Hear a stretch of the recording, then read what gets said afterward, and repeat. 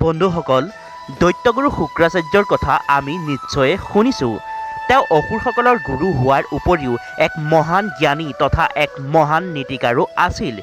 শুক্ৰাচাৰ্যই তেওঁৰ নীতি পৰামৰ্শৰ দ্বাৰা অসুৰসকলক এবাৰ দুবাৰ নহয় কেইবাবাৰো স্বৰ্গৰ ৰাজপাট লাভ কৰোৱাইছে।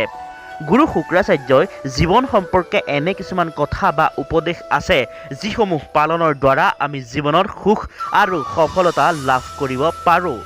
আজিৰ ভিডিঅ'ত আমি গুৰু শুক্ৰাচাৰ্যই কোৱা কি তিনিটা কৰ্ম সম্পাদন কৰিব লাগে, যিকেইটা নিৰ্লজ্জভাৱে আমি কৰিব লাগে, আৰু এনে তিনিটা বস্তু যিকেইটা জীৱনত আমি ভুলতেও কাৰোৰে পৰা গ্ৰহণ কৰিব নালাগে, সেই বিষয়ে ক'ম। বলক পলম নকৰি আৰম্ভ কৰোঁ আজিৰ এই ভিডিঅ'টি।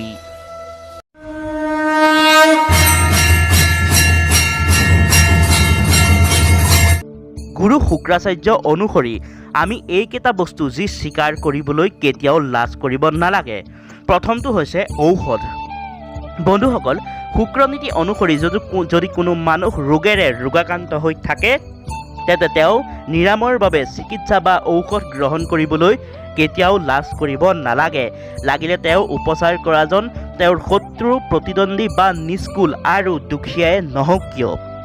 যদি আপুনি তেনে লোকৰ দ্বাৰা আপোনাৰ চিকিৎসা কৰোৱাত সংকোচ কৰে, তেতিয়া ভৱিষ্যতে ডাঙৰ সমস্যাত পৰিবলগীয়া হ'ব পাৰে। গতিকে কেতিয়াও নিজৰ শৰীৰৰ ৰোগ লুকুৱাই নাৰাখিব। দ্বিতীয়তে আছে স্ত্ৰী। শুক্ৰাচাৰ্য অনুসৰি সেইজনহে বুদ্ধিমান মানুহ যিয়ে এগৰাকী উত্তম গুণৰ মহিলাক বিবাহ কৰোৱাব জানে। লাগিলে সেই মহিলাগৰাকী নিষ্কুল বা দুখীয়া আৰু দেখিবলৈ ধুনীয়া নহওক কিয়। উচ্চকুল বা ধনী ঘৰৰ দুষ্ট প্ৰবৃত্তিৰ ছোৱালী বিয়া কৰোৱাই ভৱিষ্যত জীৱনত যি দুখ কষ্ট লাভ কৰাৰ সম্ভাৱনা থাকে, তাৰ সলনি আপুনি উত্তম গুণৰ এগৰাকী সাধাৰণ ছোৱালী বিবাহ কৰোৱাই উচিত। এই কথা আপুনি নিশ্চয় শুনিবলৈ পাইছে যে এগৰাকী মহিলাই ঘৰ পাতিবও জানে আৰু তাক ভাঙিব পাৰে।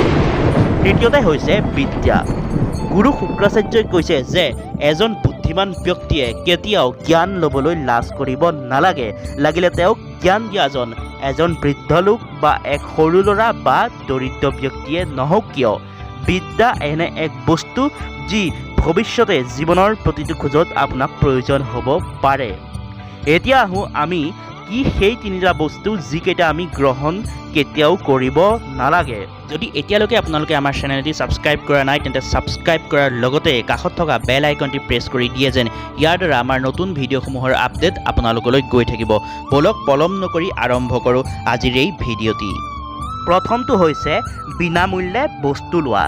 শুক্ৰাচাৰ্যৰ মতে আমি কেতিয়াও আনৰ পৰা ইটোৰ পাছত সিটো বস্তু অন্য ব্যক্তিৰ পৰা এনেই গ্ৰহণ কৰি থাকিব নালাগে। যদি আপুনি কোনো বস্তু লৈছে, তেন্তে তাৰ সলনি অন্য কিবা এটা বস্তু দিব লাগে, কাৰণ ইয়াৰ দ্বাৰা ভৱিষ্যতে আপুনি বিপদৰ সন্মুখীন হ'ব পাৰে। গতিকে কেতিয়াও অন্য মানুহৰ পৰা একো বস্তু এনেই নল'ব। দ্বিতীয়তে, কাৰোৰে পাপ কৰ্ম অন্যৰ আগত নক'ব। লাগিলে সেই পাপ কৰ্ম যিমান ডাঙৰ বা সৰুৱে নহওক কিয়। আমি কেতিয়াও তৃতীয়জন ব্যক্তিক সেই বিষয়ে কোৱা অনুচিত।